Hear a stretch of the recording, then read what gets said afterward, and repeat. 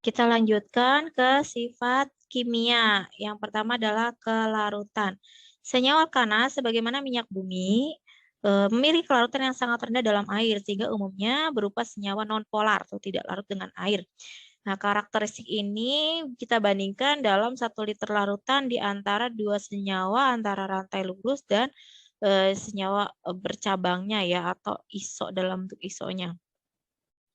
Ini datanya antara N-pentana dengan isopentana, selisihnya bisa dilihat 10. Jadi semakin bercabang, nah jumlah karbon yang sama, titik didihnya naik ya. Berikutnya juga N-heksana. Nah, ini selisihnya ada antara N-heksana dengan isoheksana. Berdasarkan tabel di atas, dapat terlihat bagaimana pola sifat kelarutan pada senyawa alkana. Antara alkana dengan rantai lurus dan alkana yang bercabang.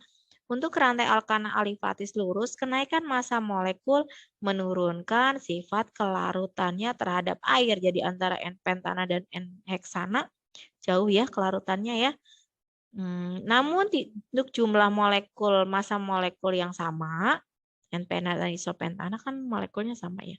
Antara senyawa rantai lurus dengan yang bercabang, kelarutan senyawa alkana bercabang lebih besar dibandingkan alkana dengan rantai lurus. Hal ini disebabkan senyawa alkana berantai pendek dan memiliki percabangan masih relatif mudah diinduksi oleh molekul-molekul air, sehingga terjadi interaksi dipol-dipol terinduksi yang menyebabkan mudah larut dalam air. Senyawa alkana berantai panjang sulit larut dalam air karena antar molekul-molekul nonpolar tersebut melakukan interaksi hidrofobik ya tidak suka air untuk melindungi diri dari struktur klatrat molekul-molekul air dan membebaskan molekul-molekul air sehingga menaikkan entropi molekul-molekul air yang mengakibatkan secara termodinamika bersifat spontan. Jadi senyawa yang panjang itu dia lebih sulit untuk larut karena rantai yang hidrofobnya lebih banyak, jadi lebih besar untuk menolak air dan menurunkan kelarutan dia terhadap air. Ini adalah tabel. Diketahui sifat fisika beberapa senyawa alkana berikut. Ini sifat fisikanya. Ada massa molekulnya ya. Dan ini titik didihnya. Kecenderungan pada larutan senyawa alkana tidak jauh berbeda dengan sifat fisika yang lain. Maka pernyataan yang tepat tentang sifat kelarutan senyawa tersebut adalah senyawa 1 paling mudah larut dibandingkan 2 dan 3. Apa benar? Titik didih dengan kelarutan ya, perbandingannya. Senyawa 2 paling sulit larut dibandingkan senyawa 1 dan 3. Nah, apa benar? Titik didihnya tinggi atau kalaupun kita tidak melihat titik didih, kita lihat dari massa molekulnya ya. Massa molekul yang 1 dan 2 itu paling sulit larut, apa benar? Lalu yang C, senyawa 3 paling mudah larut dibandingkan senyawa 1 dan 2. D, senyawa 1 lebih mudah larut dibandingkan senyawa 3. D, senyawa 3 lebih mudah larut dibandingkan senyawa 1. Jawabannya yang D. Kita lihat.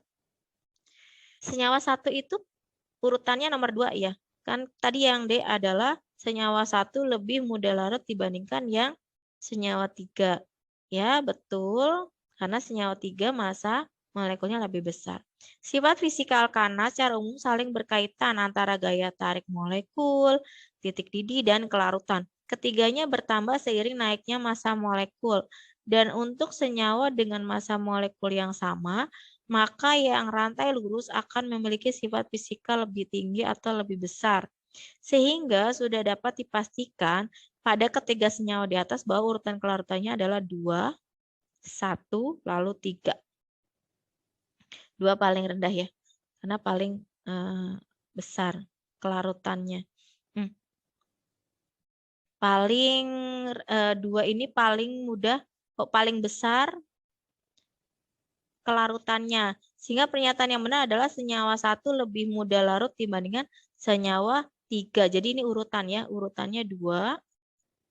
Berurutan kelarutannya, oh, ini terbalik ya, harusnya 2 lebih besar dari 1, lebih besar dari 3. Jadi 3 itu yang paling sulit larut.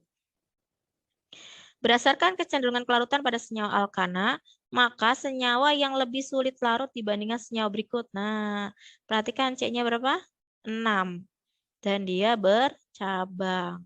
Berarti yang lebih sulit itu nomor atomnya harus lebih banyak ya. Atau nomor atomnya sama tapi lurus. Nah, kita lihat. Yang lurus yang mana? Jawabannya adalah yang A. Ini kalau dari jumlahnya sama 6 ya, tapi ini lurus kan? CH2, CH2, CH2, CH2, dan jadi lurus ya. Jadi pasti lebih sulit. Kalau yang ini kenapa? 3 ini hanya 5 ya, lurus tapi 5. Lebih rendah kan? Kalau yang ini hanya 4, apalagi udah pasti lebih besar ini ya. Lalu yang ini 3, ini bercabang, 2, 3, 4, 5, 6. Nah, ini bercabang, tapi cabangnya hanya 1. Jadi pasti lebih mudah ini ya, cabangnya lebih banyak. Nah, yang ini apalagi jumlahnya lebih kecil. Jadi tidak mungkin lebih sulit larut ya dari ini. Jadi yang jawabannya yang tepat adalah ini. Jawabannya adalah A. Dilihat dari, kita jangan lihat ini dulu ya. Soalnya dulu. Dilihat dari massa molekulnya, maka pilihan A sampai E yang memiliki massa molekul sama dengan soal hanyalah A.